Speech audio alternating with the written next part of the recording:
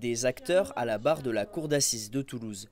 Tous font revivre des personnages clés des faits divers américains racontés dans les poèmes de Charles Reznikoff. Le public, lui, se tient près du président pour une expérience immersive.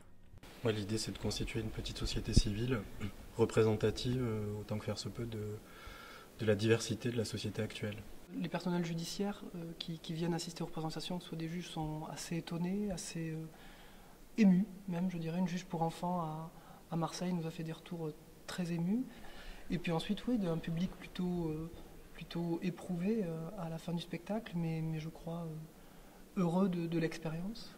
Une pièce fondée sur la lecture d'une œuvre abordant la violence et sa banalité. La symbolique du lieu de représentation a particulièrement séduit le public. Je trouve qu'il y avait une multiplicité, enfin quelques situations, une dizaine à peu près, mais qui resituaient finalement le problème de la justice et puis des conditions de justice, voilà, et puis de la nature humaine. Alors moi je m'entendais pas du tout à ça, je vais dire la vérité, au début j'ai pas trop compris ce qui se passait. Moi aussi, ils ont tous débarqué comme ça, mais en vrai c'est bien. Il y avait du mouvement tout le temps, ils bougeaient souvent, enfin il y avait tout le temps des interactions.